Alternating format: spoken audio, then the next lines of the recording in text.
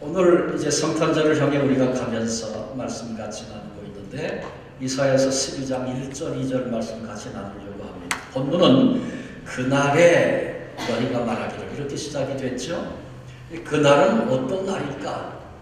12장이 시작되면서 바로 다른 설명 없이 그날에 그랬으니까 앞장을 봐야 그날이 무슨 날인지 알 수 있습니다. 11장 1절에 보니까 이새의 줄기에서 한 싹이 나며 그 뿌리에서 한 가지가 나서 결실할 것이요. 메시아가 역사 속에 오실 일에 대해서 예고하신 말씀인 거 우리 금방 알 수 있죠. 또 11장 10절에도 보니까 그날에 이새의 뿌리에서 한 싹이 나서 만민의 기치로 설 것이요 열방이 그에게로 돌아오리니 그가 거한 곳이 영화로우리라 그렇게 말씀하고 있습니다. 그리고 12장에 들어오면서 그날에 그랬으니까 그날의 그 의미는 메시아가 이 땅에 오시는 초림의 날, 예수님께서 인간의 몸을 입으시고 아기 예수로 오시는 날이라고 하는 것을 분명히 알 수 있습니다. 주님이 이 땅에 아기 예수로 오시는 그날에 하나님께 감사하리로다. 왜? 전에 노하셨던 그 노를 그치고 이제는 안위하시기 때문입니다. 이사야 선지자 그렇게 말합니다. 범죄한 이스라엘 민족에게 하나님께서 무려 400년 동안 침묵하셨습니다. 신약 구약 중간기죠. 하나님께서 메시아 오시는 날에 아기 예수 오시는 그날에 그 노를 거두실 뿐만 아니라 오히려 위로까지 베푸심을 감사하며 찬양하는 것입니다. 그렇게 볼 때 본 이사야서 말씀은 예수님이 탄생하시기 700년 전에, 이사야가 기원전 700년 전 사람이거든요. 예수님 탄생하시기 700년 전에 이미 미래를 바라보고 불렀던 성탄 찬양이다. 그렇게 얘기해서 좋습니다. 주님이 이 땅에 찾아오시는 이 복된 절기에 본문 2절에 나타난 하나님을 찬양한 그 내용들을 통해서 하나님은 어떤 분이신가, 우리가 믿는 하나님은 어떤 분이신가를 확인함으로 오늘 우리에게 주시는 은혜 함께 나누려고 합니다. 본문은 첫째로 노를 그치시는 하나님이시다 그렇게 소개하고 있습니다. 여호와여 주께서 전에는 내게 노하셨사오나 이제는 주의 진노가 돌아섰고, 하나님께서 한때는 노하셨지만 이제는 그 노를 그치셨다는 것입니다. 선택받은 백성, 구원받은 백성에게는 하나님의 진노조차 은혜가 됩니다. 왜? 하나님의 진노는 사랑하는 자식의 잘못을 고치기 위한 방식이기 때문에 그렇습니다. 또 그렇게 진노하실지라도 그 진노는 잠깐이고 그의 은총은 평생 지속되기 때문에 그렇습니다. 만일 하나님의 진노가 영원하다면 우리는 아무 희망이 없는 존재입니다. 벌써 망하고 벌써 끝났다 그렇게 얘기해도 좋습니다. 그런데 하나님께서는 그런 우리에게 자비를 베푸시는 하나님, 노를 그치시는 하나님이십니다. 하박국서 3장 2절에 하박국 선지자가 이렇게 기도합니다. 진노 중에라도 긍휼을 잊지 마옵소서. 지금 하나님의 진노 아래에 있습니다. 그러니 심히 고통스럽습니다. 그러나 그때에 그는 믿음으로 하나님의 긍휼을 구하고 있는 것입니다. 여러분, 우리가 믿는 하나님은, 우리들의 하나님 아버지는 노를 그치시는 하나님, 진노 중에도 긍휼을 베푸시는 하나님이십니다. 그러니 우리도 하나님의 진노와 하나님의 자비와 하나님의 긍휼을 구하는 성도가 되어야 합니다. 기도 우리가 제목 많죠. 여러 가지 구할 것들 있죠. 그러나 정작 우리가 구해야 할 것은 어떤 부분이 아니고 하나님의 긍휼이 아니면은, 하나님의 자비가 아니면은 살 수 없는 존재들 깨닫기만 한다면 오직 하나님의 긍휼과 자비만을 구하는 그런 자리에 서게 될 것입니다. 더욱이 진노가 있어서 두려움이 밀려오고 고통이 밀려오는 그런 순간에도 하나님 나를 긍휼히 여겨주십시오, 나를 불쌍히 여겨주십시오, 하나님께 그렇게 기도할 수 있습니다. 왜? 하나님은 진노를 그치시는 하나님이시기 때문에 그렇습니다. 두 번째로 본문은 우리에게 안위하시는 하나님을 소개하고 있습니다. 또 주께서 나를 안위하시오니, 이 안위라고 하는 히브리어 나함이라고 하는 단어는 동정하다, 위로하다, 불쌍히 여기다, 몸을 편하게 하고 마음을 위로해 주다, 이런 뜻을 가지고 있습니다. 고린도후서 1장 3절에도 보니까 찬송하리로다, 그는 우리 주 예수 그리스도의 하나님이시요 자비의 아버지시요 모든 위로의 하나님이시며, 사도 바울도 하나님을 소개하는데 하나님은 위로의 하나님이시라고 그렇게 소개하고 있습니다. 하나님의 자녀들이, 하나님의 백성들이 잘못을 범하면 하나님께서 진노를 발하십니다. 그러나 그 노는 잠깐이고 그 후에 노를 그치시고 위로해 주시고 껴안아 주시는 사랑의 하나님이십니다. 증오심을 가지고 때리는 매라면 그건 무섭습니다. 두려움이 밀려옵니다. 그리고 그것이 육체도 영혼도 심령도 상처를 입게 만듭니다. 그러나 사랑으로 때리는 매가 있습니다. 아파하면서 눈물을 흘리면서 때리는 매. 그런데 그 매는 사람의 마음을 감동시키고 변화가 일어나게 합니다. 우리가 부모로서 아이를 키우면서 때로는 분노하기도 하죠. 매를 들기도 합니다. 그러나 죽으라고 때리는 부모 없습니다. 그리고 반드시 때린 후에는 껴안아주고 위로해주고, 육신의 부모도 그렇습니다. 때리면서 기분 좋아합니까? 자식이 아파하는 만큼 그 이상으로 아파하죠. 매를 때리고는 잠든 아이의 그 맞은 자리 약을 발라주면서 눈물을 흘리는 어머니 아버지가 있지 않습니까? 육신의 부모도 그러할진데 우리의 하나님, 안위하시는 하나님이십니다. 때로는 왜 이렇게 힘든 순간이 내게 있는가? 그런데 그냥 오는 거 없죠. 어떤 때는 그런 일들을 통해서 다시 나를 돌아보게도 하고 돌이키게도 하고, 그래서 하나님이 원하시는 자리로 돌아오라는 그런 사건들, 그런 문제들 우리들에게 얼마든지 있을 수 있습니다.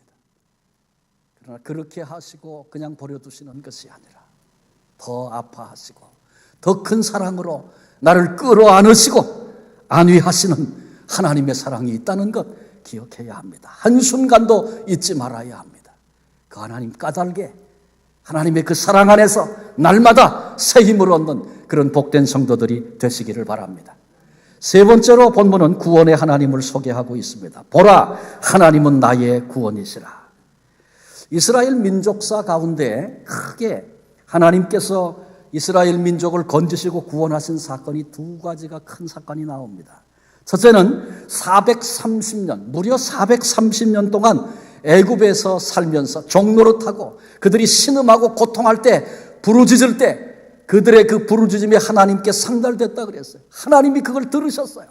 그리고 벌써 이미 80년 전부터 준비해 놓으셨던 하나님의 사람 모세를 일으키시고 그를 보내셔서 하나님이 어떤 사람인가를 알게 하시고 애굽 땅에서 430년 만에 이스라엘 민족이 구원을 받습니다.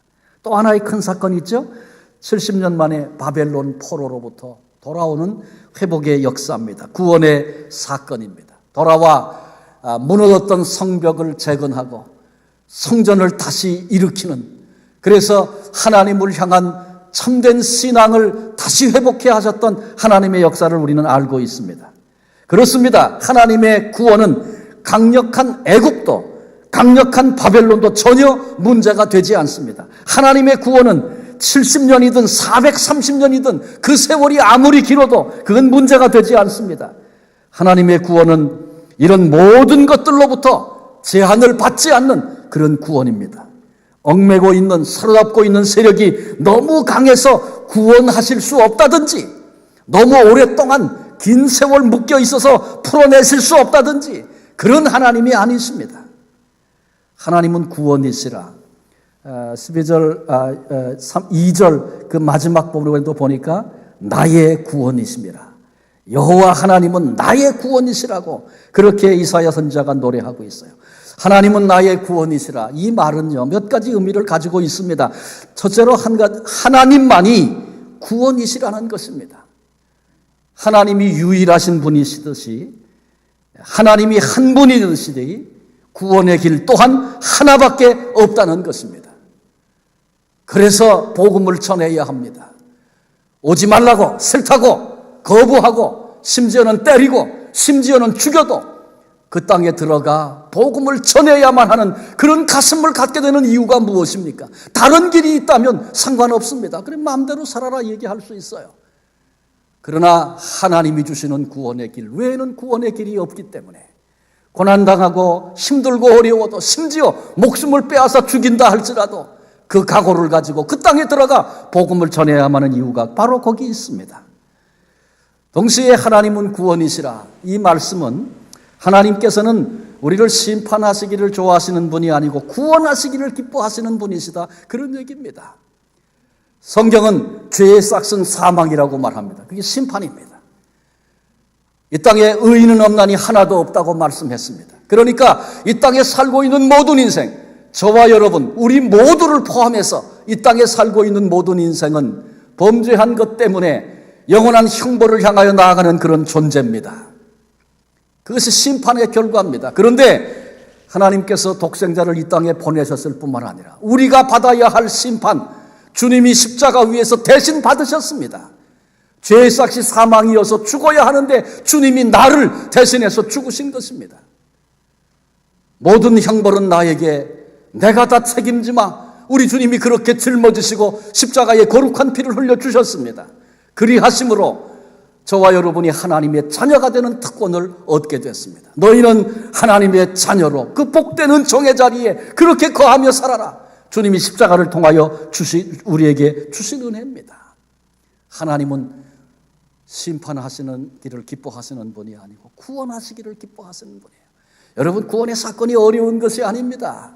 다른 사람은 구원받아도 나는 못 받을 것 같아요. 이상한 믿음을 가진 사람이 있는데 참 어리석은 생각입니다.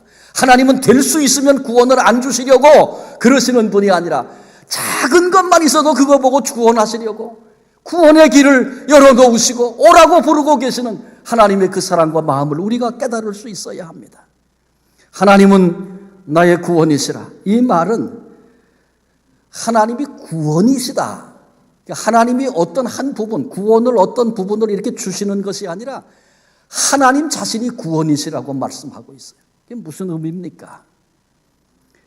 구원에 관한 한 우리가 준비하고 우리가 생각하고 우리가 깨닫고 이래서 오는 게 아니고 우리에게 어떤 자격이 있어서 너 정도면 됐기 때문에 어떤 가능성이 우리 안에 있어서 시작된 일이 아니고 우리는 죄와 형벌로 이미 죽었던 자들인데 하나님께서 구원을 계획하시고 구원을 생각하시고 일찍부터 그렇게 구상해 놓으시고 언약의 말씀으로 주시고 때가 참에 독생자를 보내심으로 우리 앞에 구원의 길을 열으시고 그걸 들어도 깨닫지 못하니까 성령님이 오셔서 눈을 열어주시고 귀를 열어주시고 예수님의 사랑이 이런 것이라고 그래서 가슴을 열고 주님, 내가 주님을 영접합니다. 주님은 나의 구주십니다. 고백하게 하시고 우리를 구원의 자리로 이끌어 주십니다. 어떤 세력이 어떤 방해가 우리 앞에 있어도 바로 거기서 하나님의 백성을 찾아내시고 반드시 구원하시는 하나님의 사랑이 절대 주권이 여기 있는 것입니다. 제가 강원도에서 목회할 때 저희 교인은 아닌데 아주 똑똑한 연합회 활동을 열심히 하던 아주 똑똑한 한 자매가 있었어요. 그때 대학 다니고 있었는데 하루는 저를 찾아왔어요. 눈물을 줄줄 흘려. 깜짝 놀랐어요. 왜 그러냐? 자기가 오래전부터 이런 눈물이 있다 그래요. 왜 그러냐? 그럼 물으니까 성경을 오래전에 읽던 중에 하나님께서 신접한 자, 무당은 죽여라 그렇게 말씀하셨는데 내 어머니가 무당입니다. 내 아버지는 내 어머니를 도와서 평생 그 일을 하고 우리 어머니 아버지가 그렇게 살았습니다. 내 어머니는 죽어야 합니까? 하나님의 사랑이 그를 구원할 수 없는 건가요? 얼마나 고통했으면 그 아픔을 오랫동안 참다 못 참고 저를 일부러 찾아와서 그 얘기를 하더라고요. 제가 얘기했어요.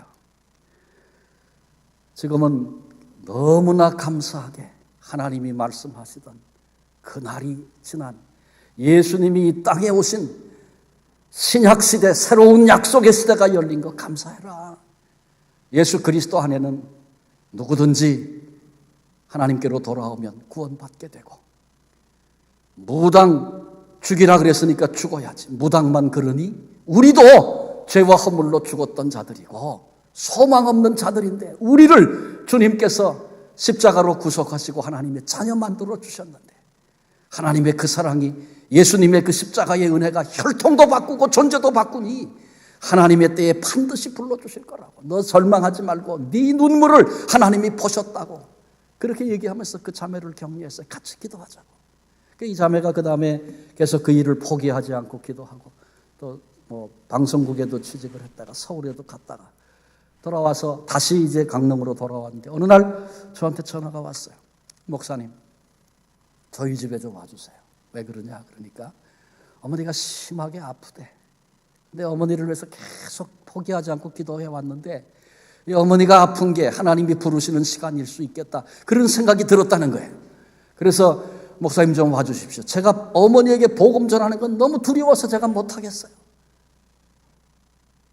어머니가 어떤 사람인지 내가 아니까 너무 겁이 나서 못하겠어요. 목사님 와서 좀 복음을 전해 주세요. 제가 기도하면서 차 타고 차를 가지고 내려갔어요. 그 집에 처음으로 들어갔어요. 들어가니까 뭐 여기저기 울긋불긋한 거 있고 벌써 분위기가 그렇더라고요. 들어가서 기도하고는 그 어머니에게 복음을 전했어요. 근데 그 어머니가 나 같은 것도 예수 믿을 수 있습니까? 예수님이 당신을 위해서 십자가에 벌써 죽어주셨습니다.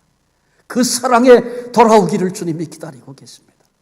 근데 그날 성령께서 역사해 주셨어요. 이분이 눈물을 펑펑 쏟으면서 나도 예수 믿겠다고, 그렇게 살겠다고, 그렇게 그분이 그날 결단을 하시고 기도하셨어요. 그리고는 저를 데리고 옆방으로 가는데 거기 보니까 뭐 굿할 때 쓰는 거 별거 다 있어요. 목사님 제 손으로는 이건 못 치웁니다. 이거 좀 치워주세요.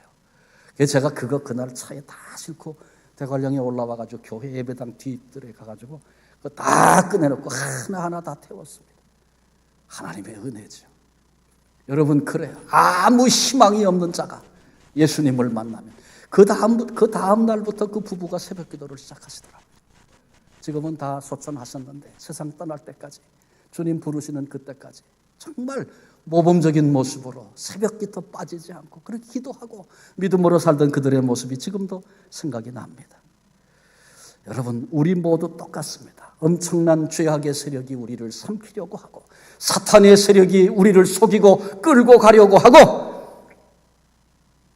우리로 넘어지고 무너지게 만드는 그런 일들이 얼마나 많이 있습니까? 그러나 그럼에도 불구하고 거기서도 나를 구원하시는 하나님의 그 사랑이 나를 붙들고 계신 거 늘 신뢰하고 하나님의 사랑에 감사하며 찬양하며 살 수 있는 우리 모두가 되시기를 바랍니다. 마지막 네 번째로 본문은 내가 신뢰할 수 있는 하나님이라고 소개해 주고 있습니다. 내가 신뢰하고 두려움이 없으리니. 어떤 분이 배를 타고 여행을 하게 됐답니다. 그래 정해진 숙소에 들어가니까 한 방에 두 사람씩 자게 돼 있는데 짐을 좀 풀려고 하다 보니까 한 사람이 들어왔어요. 그런데 그 얼굴을 보니까 심상치가 않은 거예요. 이 사람 이거 아무래도 내가 며칠 배 타고 가다가 뭐 다 내 거 다 훔쳐가고 그러겠다. 그래서 이거 내가 돈도 있고 이것도 있고 이거 어떡하는가 막 끙끙거리고 있는데 그 사람이 나가더랍니다. 그래서 잘 됐다. 그래서 그거를 다시 챙겨가지고 그걸 딱 하나에 담아가지고 나갔어요. 나가서 그 배에 고객들을 관리하는 매니저한테 가가지고 이걸 좀 내가 배에서 내릴 때까지 좀 보관해 줄 수 있겠냐 그렇게 얘기했다 그래요. 그랬더니 그럴 수 있다고.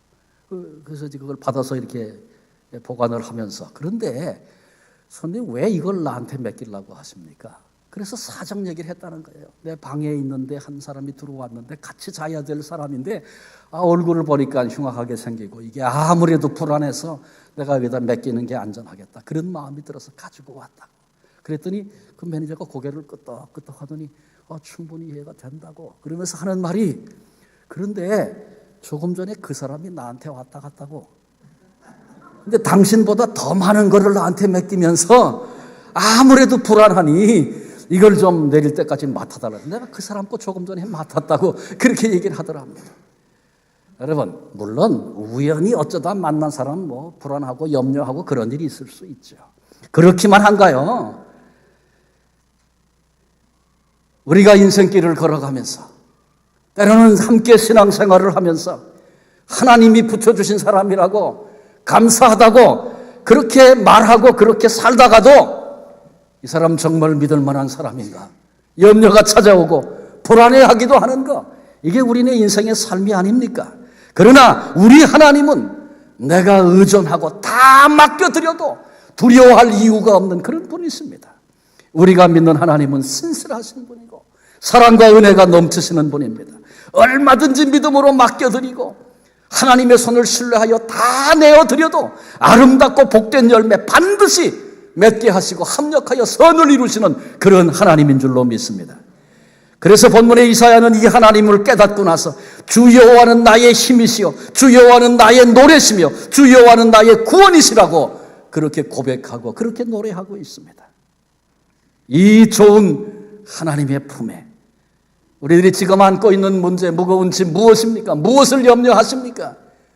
그것이 건강이든지, 그것이 사람과의 관계이든지, 그것이 물질이고 재물이든지, 어떤 것이든지, 자식이든지, 어떤 문제든지 절대 주권을 가지시고 반드시 선을 이루시는 하나님의 손에 온전히 맡겨드리고 나는 하나님을 신뢰함으로 하나님이 그렇게 살라고 하는 방식으로 이 땅을 존재하며 살아가기만 하면 하나님께서 그 모든 것들을 아름답고 귀하게 반드시 열매 맺게 하신다는 것 기억하시면서 이 좋은 하나님의 품에 우리의 모든 문제 다 맡겨드리고 남은 생에 안심하고 그렇게 인생을 살 수 있는 귀한 성도님들 되시기를 바랍니다.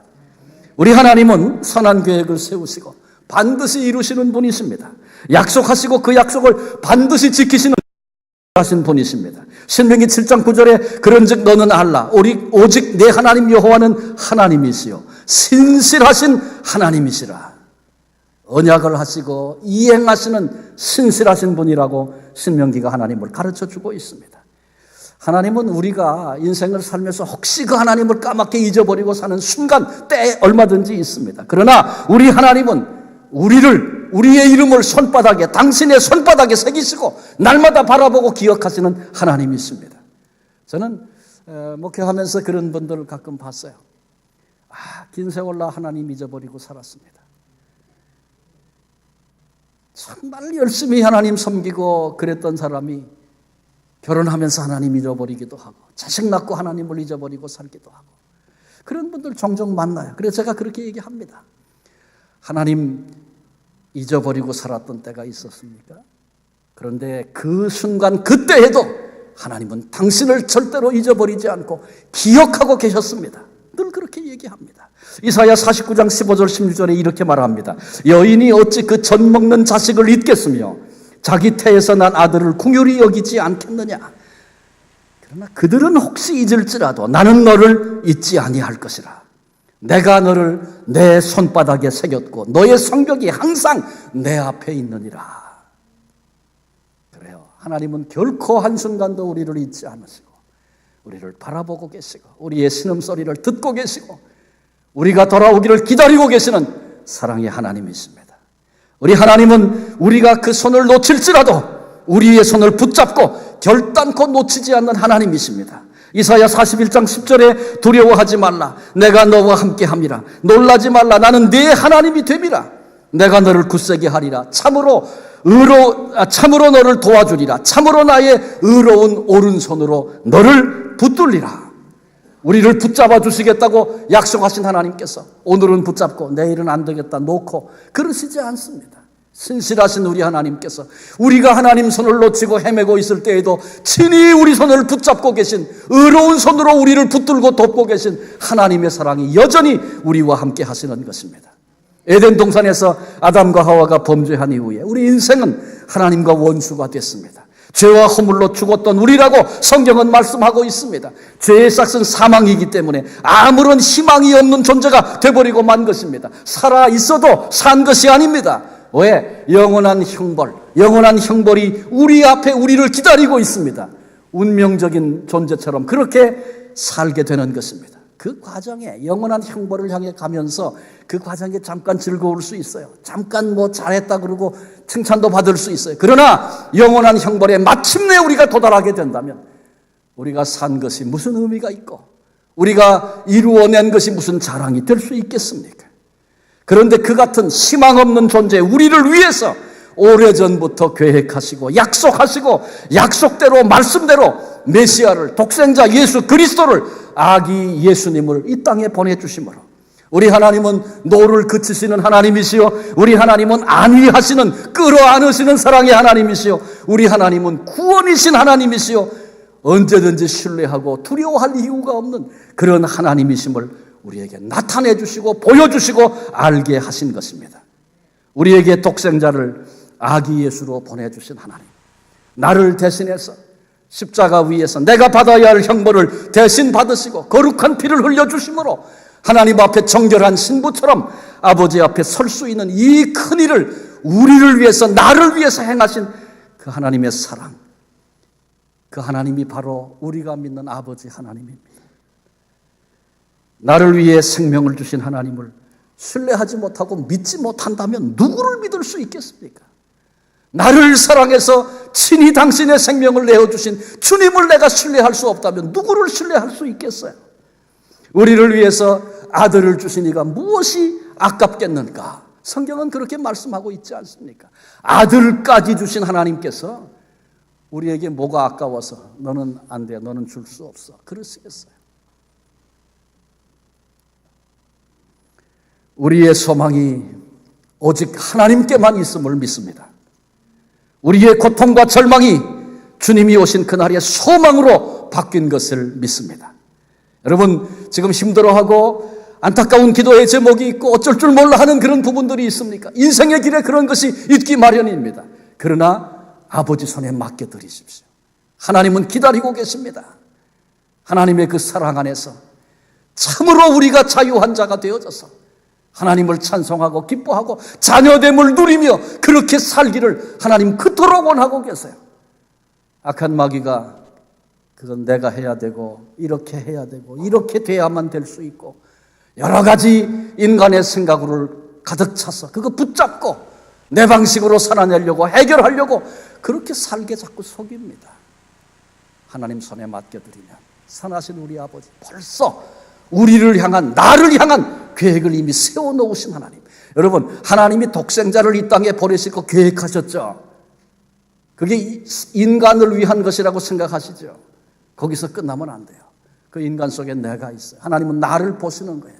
나를 위해서 하나님이 일찍이 독생자를 보내실 것을 계획하시고 준비하시고 그리고 그 일을 이루시고 성령을 통해서 그 은혜를 내게 부어주신 것입니다.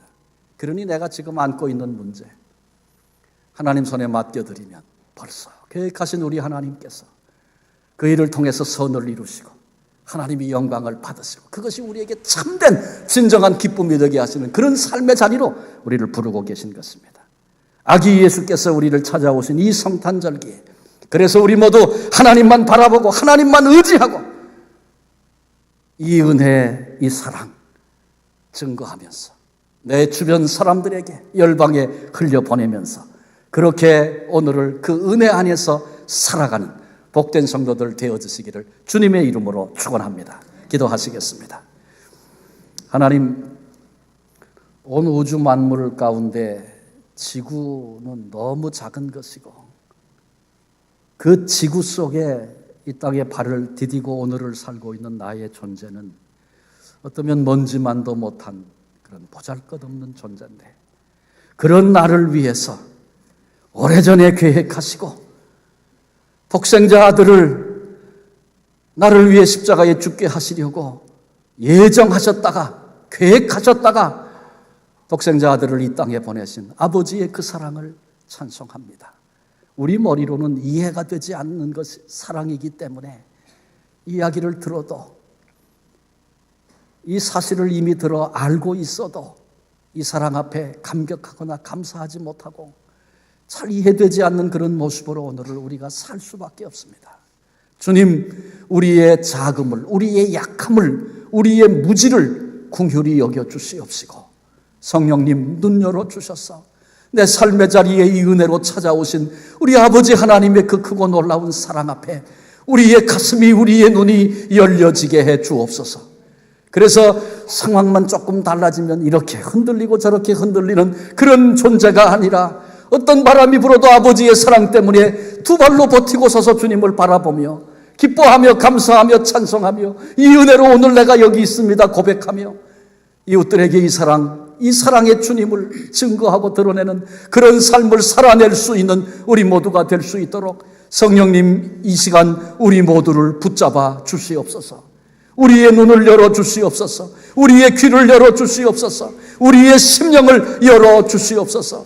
하나님의 사랑을 아는 자로 그렇게 오늘을 살아갈 수 있도록 하나님 우리 한 분 한 분 붙들어 주시고 바로 그 사람을 통해서 나타내고 이루시는 하나님의 역사 우리 눈으로 보며 그렇게 남은 인생 보람되고 의미 있고 감격스럽게 살아낼 수 있는 우리의 남은 생의 삶들 되게 하여 주옵소서. 우리를 하나님의 아들, 딸 삼아 주시려고 우리를 아기 예수의 모습으로 찾아오시고 십자가 담당하신 예수 그리스도의 이름으로 감사하며 기도하옵나이다. 아멘.